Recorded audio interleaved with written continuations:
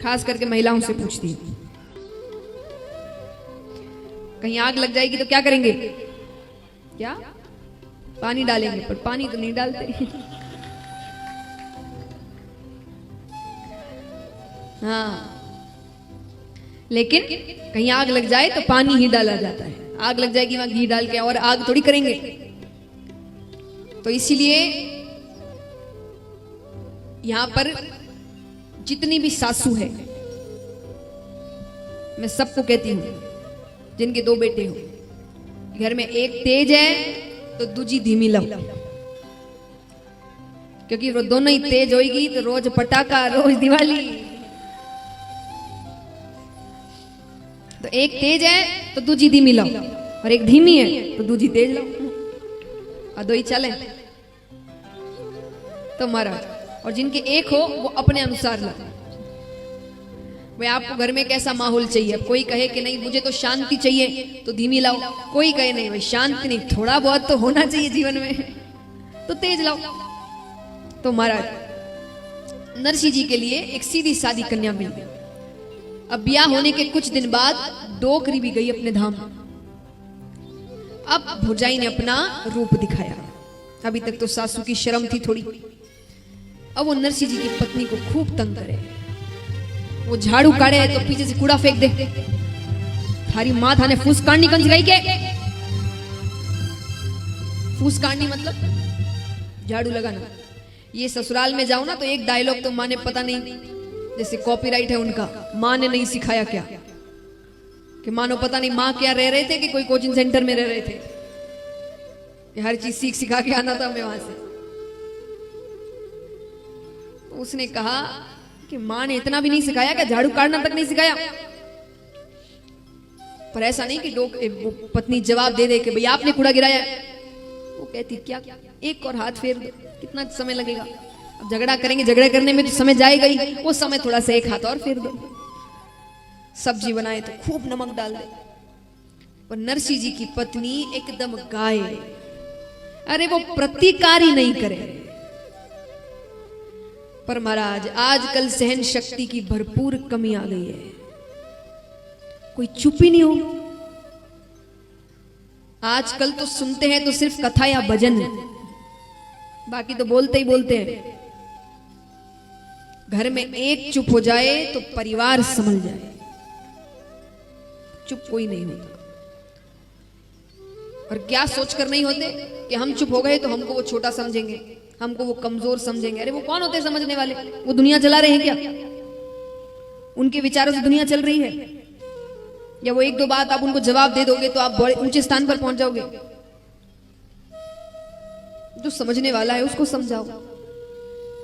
देखिए 2 बातें अलग कर दे, अन्याय नहीं सहना, अन्याय के समय आवाज उठाना, क्योंकि अन्याय करने वाला और सहने वाला दोनों ही दोषी होते हैं।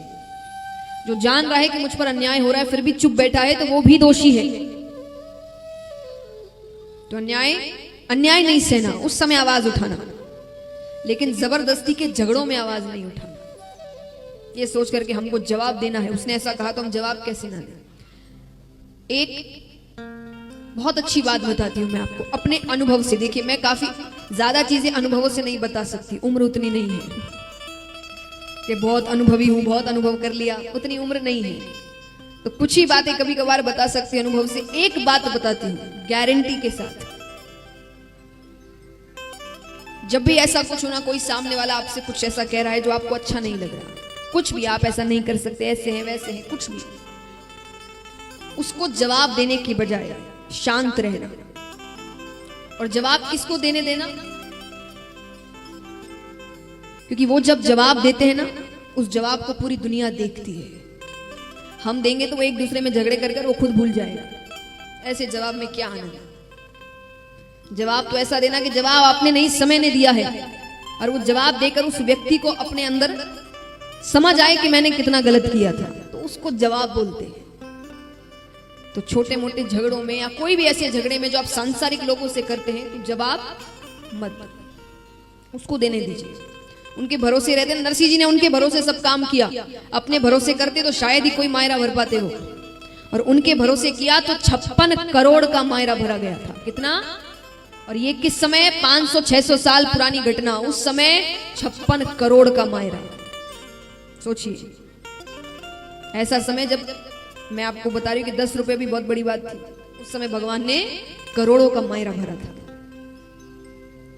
और जैसा मैंने कहा, दुनिया देखती है तो कथा सुनी रही है दुनिया। नरसिंह जी ने तब थोड़ी सोचा था कि उनकी कथा बनाई जाएगी, कथा लिखी जाएगी और पूरी दुनिया सुनेगी। वो तो अपनी भक्ति कर रहे थे।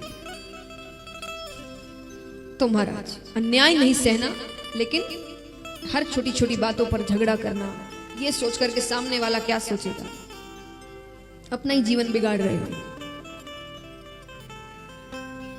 हम जवाब तब देते हैं, गुस्सा तब होते हैं जब किसी सामने वाले के अंदर इतनी क्षमता है कि वो आपको क्रोधित कर सके। इतनी क्षमता किसी के हाथ में देना ही नहीं। और हमने अपना रिमोट कंट्रोल दूसरों के हाथों में देकर रखा है। जो जैसे चाहे उसके साथ वैसे खेलता है। उसको आपको प्रसन्न करना है तो थोड़ा 1-2 प्रशंसा की बातें कर देगा, आप बड़े खुश हो जाते हैं। आपको दुखी करना है तो 1-2 बातें ऐसी कह दे। मान लीजिए, कई बार होता है महिलाएं तैयार होने में थोड़ा ज्यादा समय लगाती है ना।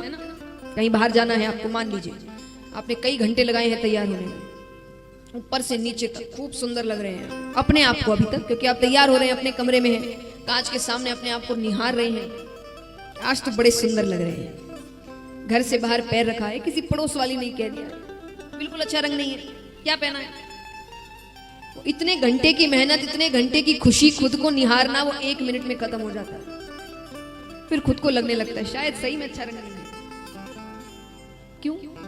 आपको अच्छा लगा ना, आप प्रसन्न है ना, किसी को अच्छा लगे ना लगे, आपको क्या करना है। और हमने क्या किया है, रिमोट कंट्रोल खेलो।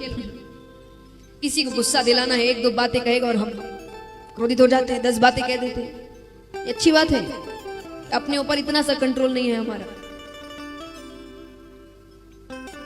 उसी को सहन शक्ति कहते हैं। सहन शक्ति मतलब ये नहीं कि अन्याय सहना, हम कि जो बुजुर्ग लोग हैं अन्याय सहने को सहन शक्ति कहते हैं। नहीं, अन्याय तो ना पहले सहना, ना अब सहना, ना भविष्य में सहना, लेकिन सहन शक्ति होनी चाहिए। नरसिंह जी की पत्नी कुछ नहीं कहती है। अब एक दिन भौजाई का मूड थोड़ा सा खराब था, तो नरसिंह जी जब मूड खराब होता है ना, तो किसी ना किसी पर तो गुस्सा उतरता है, क्योंकि जिस पर उतारना चाहिए उस पर उतर नहीं सकता। तो किसी पति पत्नी का झगड़ा हो जाए तो गुस्सा किस पे उतरता है? बच्चों पे, है ना। लेकिन एक बात हमेशा याद रखिएगा, किसी बेगुनाह को, जिसकी गलती नहीं है, उसको 1 थप्पड़ भी गलत मारोगे ना, वो घूम कर आएगा आपके पास। मैं आपको बहुत अच्छी कहानी सुनाती हूँ। एक बार एक व्यक्ति ऑफिस में था। ऑफिस में जो उसके ऊपर बॉस है, मैनेजर है, उसका अपनी पत्नी से कोई झगड़ा हुआ होगा फोन पे। अब उसको आ रहा है गुस्सा, पत्नी पे उतार नहीं सकता उस वक्त। ऑफिस में वही व्यक्ति कोई सामने आया, एम्प्लॉय आया, उसने उसको